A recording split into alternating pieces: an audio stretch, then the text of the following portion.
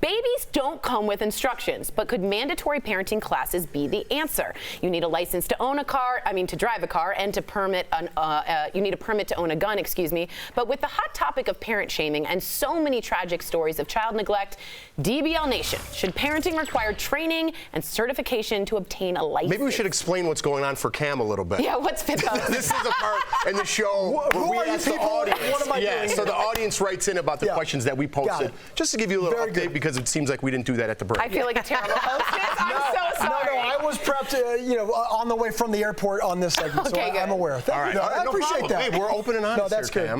Way to throw you right in. Great subject too. This is a tricky subject. Yes, for sure. it is. Well, we'll get started with the first comment. Okay. Kimberly from Facebook says, I'm all for parents being required to have a license. There are some real idiots out there that like to call themselves parents. Kimberly, are you my sister? Yeah, right. No. I don't have kids, so I don't feel like it's appropriate for me to comment on people's parenting styles because I don't know. However, I do think that if you have situations where you were unable to take care of the first child, that maybe bringing in a second child isn't the right answer, and that needs to be talked about more. So that's my opinion. That's fair. Okay.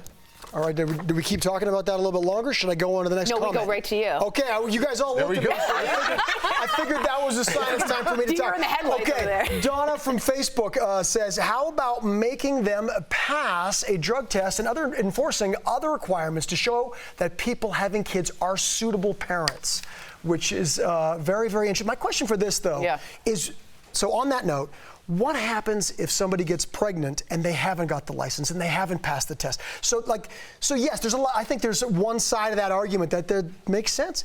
They don't come with rule books, these kids. I'm a parent to a 16-year-old boy, a 13-year-old girl. There's some challenges for sure, but then you've got to say to yourself, okay, so what happens if there's an accidental pregnancy? So then where do we go from there? Right, how enforceable is this? Yeah, what do you do? What do you do? So that would be great to have sort of mandatory classes that you have to, I don't know about a license or but there's people need help out there. It's not easy all the time. Absolutely. Let's get this last one. Alyssa from Facebook says, I seriously think that something needs to be done about the numerous people who have no business being parents, but I'm not convinced a license is the answer.